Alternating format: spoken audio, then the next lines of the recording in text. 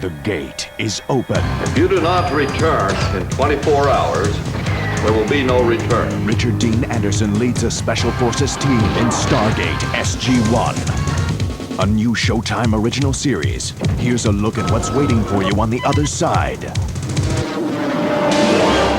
Sometimes the enemy... These headaches could be a reaction to gate travel.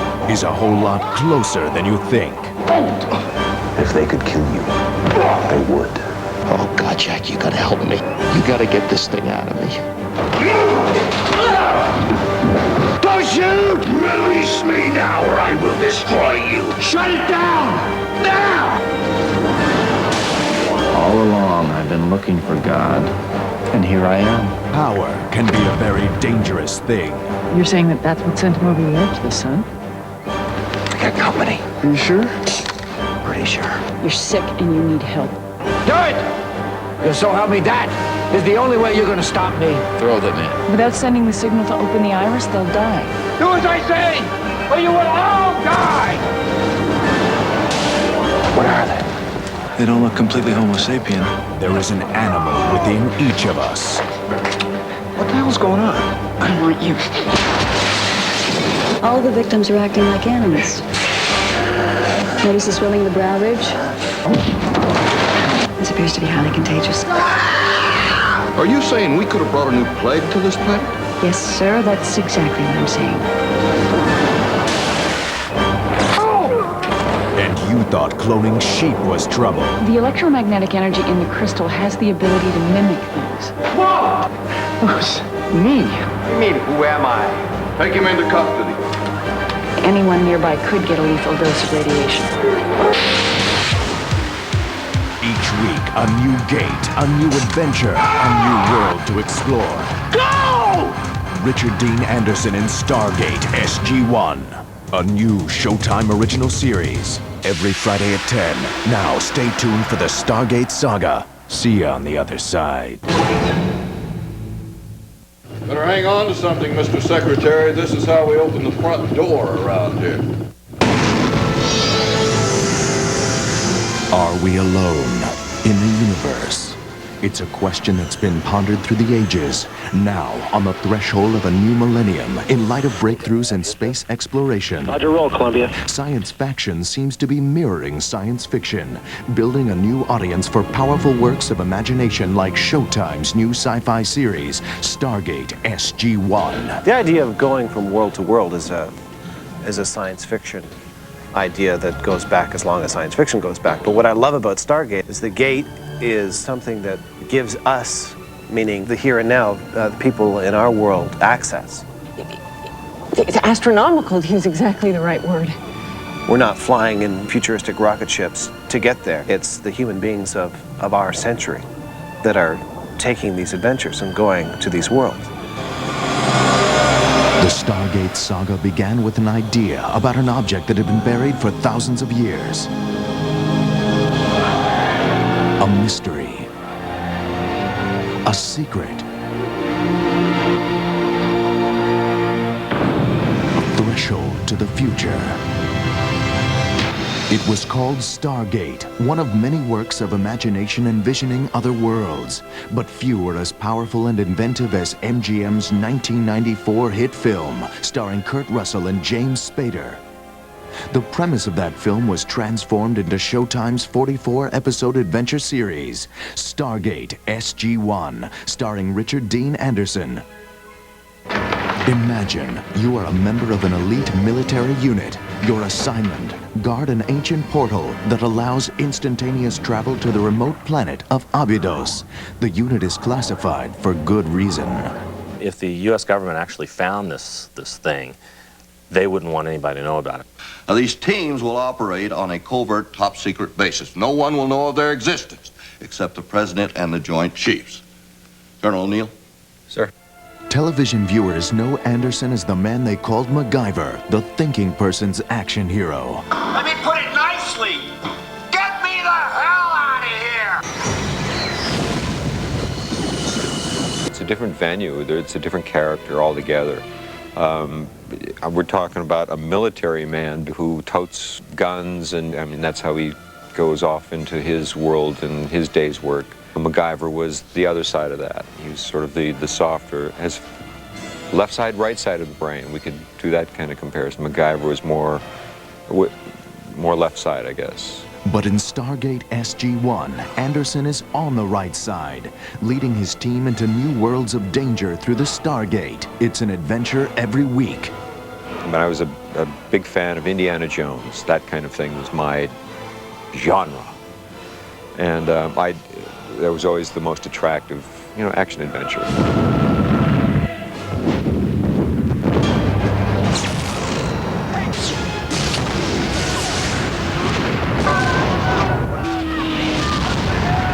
Taking the character into more of a, kind of the way Harrison Ford would probably play it, combination Han Solo and Indiana Jones, and with Rick's kind of twist and wit attached to it. Get out. You have nothing I want. Oh, yeah? Trade ya. What's it like to work with Richard Dean Anderson? It's great. I worked with Richard Dean Anderson back on MacGyver and now working here. He's a very nice man. He's a good man. I was going to say ladies first. He's thoughtful. He's considerate of others. You look great. He sets the tone. When we all came here, we didn't know. We didn't know what he would be like. Is he going to be this egomaniacal bastard or what? No, he's lovely. He really is. So I think we're all very lucky. Killing a man is no badge of honor, Captain. Yeah. I'm no expert on this thing. I generally remember one commandment. I think it's the first. I am the Lord your God, and you shall take no other gods before me. Okay, it's not the first one. I'm talking about the no-killing one.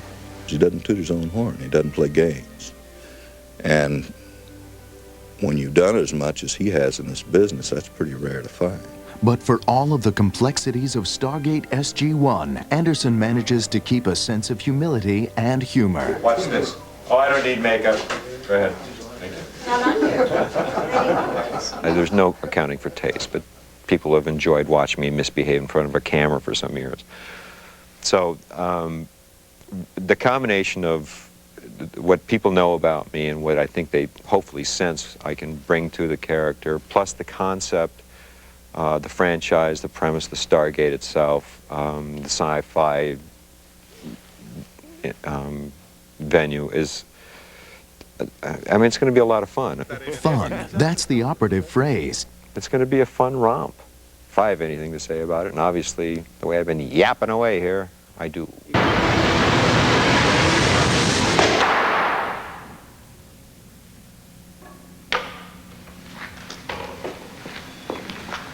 Here's a good one.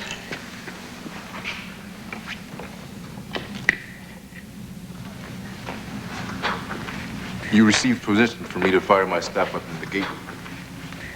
Oh, yeah. Absolutely. It's an amazing cast because they are such good friends. They've really gelled together individually as characters. The relationships between them and as a team just comes off the screen. A little behind-the-scenes romance going on here. And you really believe these people are who they are. Amanda Tapping originates the role of Air Force captain and scientist Samantha Carter. She couldn't be more perfect for the part. Captain Samantha Carter reporting, sir. We needed a woman who could be very strong, who you could buy as a soldier, who's had combat training and actually been in wars, and who is a brilliant scientist, and who is a beautiful woman. The testosterone fest. I'm your happy estrogen bubble. That's me. And just because my reproductive organs are on the inside instead of the outside, doesn't mean I can't handle whatever you can handle. Oh, this has nothing to do with you being a woman. I like women. I've just got a little problem with scientists. When I saw the film, before I knew I had gotten this part, the scientific aspect really it turned me on. I knew I'd like you. You mean I'm right? According to the expanding universe model, all bodies in the universe are constantly moving further apart. Michael Shanks was picked to play anthropologist Daniel Jackson. The study of history is fascinating to me. The study of people and cultures has always been fascinating to me. Anthropologists do it all the time. They dress and live as the people they're studying. My character, in a lot of the worlds we go to, and all the other characters as well, are looked at as gods. Please don't do that. Christopher Judge plays Teal'c, the alien Jaffa who lends his unique perspective to the SG-1 team. I think when you do situations on a parallel world that mirrors situations on Earth, then maybe that'll make people stop and think about the wars we fight and what they're for, and the way we treat people, and what is the result of how we interact with people. Come on! I have nowhere to go. For this, you can stay at my place. Let's go! Don S. Davis, a veteran character actor, was chosen to play General Hammond, the man who runs the Stargate project. And I like the fact that there can be a general in the military who has a human side. I like the opportunity to play that. Sir, the deadline has been reached. Standing by to seal off Stargate, sir. Sir. All right. Seal it all. Lock out their transmitters. We can't hold them, sir! Send a signal as soon as it opens, Captain. Pull them out! Fall back.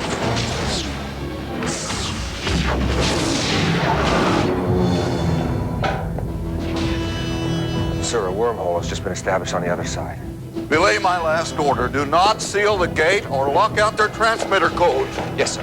While the excitement at headquarters continues, Stargate SG-1 is really an opportunity for viewers to travel as far as the mind will go. Talk about a dream come true for anybody who's ever dreamed of going to space. In our century, here's a door. You don't have to get into a ship, you just go through this door and there you are.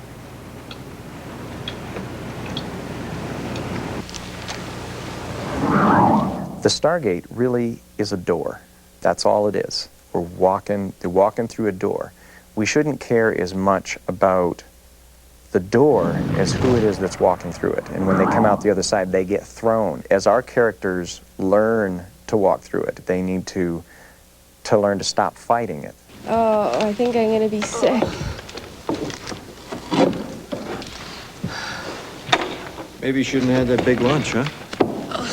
Imagine somebody who'd never been in an elevator, somebody from the 14th century, gets in an elevator, they'd die of a heart attack because the floor is moving. They have no frame of reference.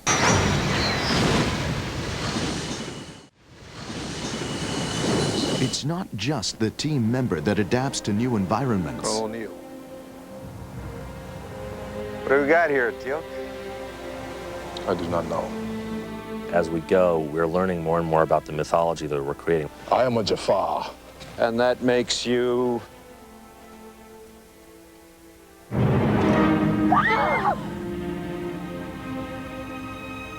What the hell is that? It is an infant Goa'uld, the larval form of the gods. I have carried one since I was a child. Well, get it out of there. We're creating a very complex mythology of the Goa'ulds and the Jaffa and all the various alien forms and how they mix and how they mix with humans. Okay, so what did we just figure out?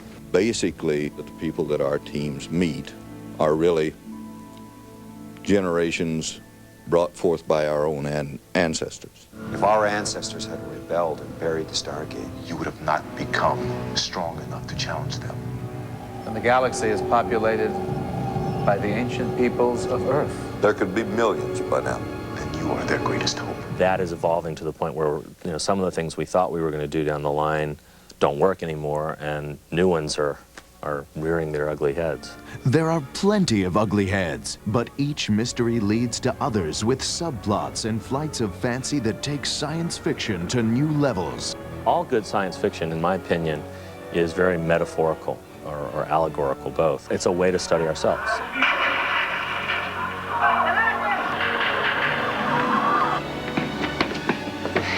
Teal'c, we need your help. Your world is a strange place. Well, I certainly think that this series can dole out a lot of lessons without hitting you over the head with, hey, here's the message, get it, get it, get it. It's not necessarily a a time travel thing. It's more of you put a different race of people on a different world and see where that world, what avenues that world turns into. The viewer will get to visit 100 different worlds.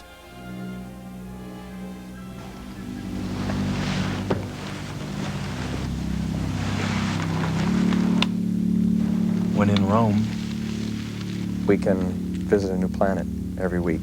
We don't have to build a new city every week. That the art department can build the city of Chulak, a city that it's not really ancient Rome, it's not really the Vatican, it's sort of otherworldly combination of the two.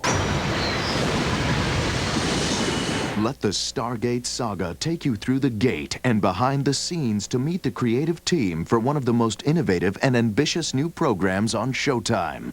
One more time, here we go, from the top. We come up with new ideas every day. There's so many creative elements attached to the concept of Stargate. So how do you design a look for worlds we've never seen?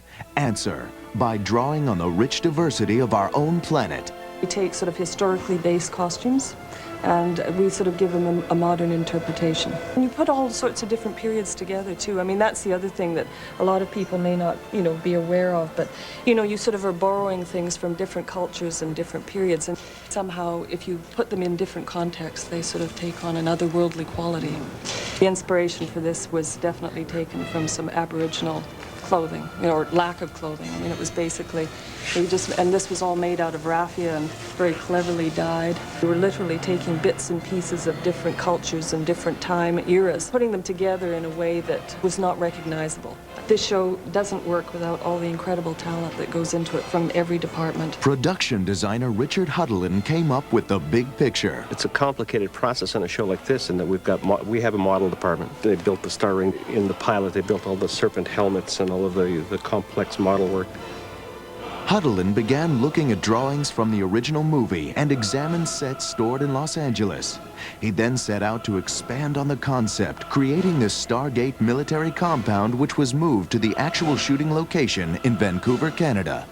It's a cross between mythology, history, architecture, Stargate technology, and just a wonderful conglomerate of designs. At the heart of the design is the Stargate itself. Actually, 2 of them were built, each more than 20 feet in diameter. A unique 22-foot circular gear was constructed to turn the gate. Oh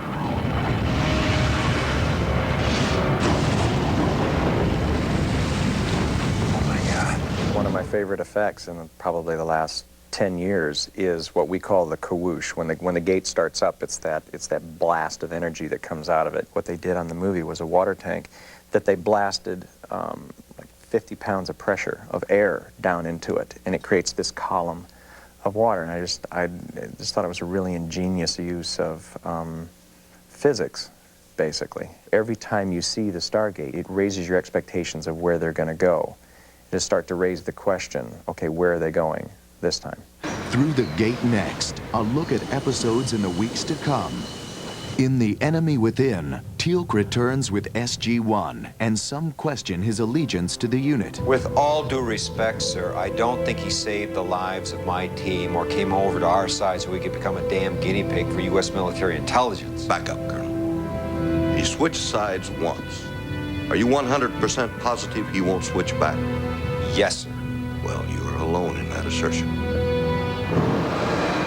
In the episode titled Cold Lazarus, O'Neill and his team explore the planet of blue crystals, a planet that has no life forms. Or does it? See the edge of this crystal here, how it's glassy like it's been melted? Can you tell what did it? For me, it might shed a little light on what the significance of the pit was and who put them there. Assigned to bring home a renegade Stargate commander. That is the strength of a god. SG-1 must contend with the superstitions and fears of an enslaved people. Do as I say, or you will all die! Do as he says and you will die! In an episode entitled The Nox, SG-1 sets off to capture a mythical beast with extraordinary powers. There are still technologies even the Goa'uld seek. There is a creature that lives on an unpopulated world. It possesses powers of invisibility, Invisibility? As in stealth? That is correct. It can appear or disappear at will. Sounds like a mission to me. In a land where ancient laws rule, a clash of cultures could lead to war. If you don't help me, she will be stoned to death. We have to go back, now. Negative. She can't be more than 16 or 17. Captain, if we go in there and try and get that little girl out, we could be starting a war on this planet. Since when are you a politician, Colonel? Easy, Captain. De oppresso liber, to free from oppression, Special Forces motto. I know what it is. That's our world. This is theirs. If there were a Stargate, would you be brave or curious or crazy enough to go through it? If they found us, I think any one of us would, wouldn't you? I mean, just out of curiosity's sake, I would want to know. Yeah, I think I would. I'm a bit of a coward, but I think I would. I would be so curious. Just to go somewhere else and see what else is out there. What a tremendous experience that would be. If there was a Stargate in real life, I would hope that I could go through it. We all fear what we don't know, and yet what we don't know is what's driven all of us. The potential that is before us can only be reached by people's imaginations, by our writers' imaginations or our own. What the future holds is anybody's guess. Yeah, I'd go through the Stargate if there were a real... What makes you think there's not? Visit different worlds on Showtime's new series, Stargate SG-1, starring Richard Dean Anderson, every Friday night at 10 p.m.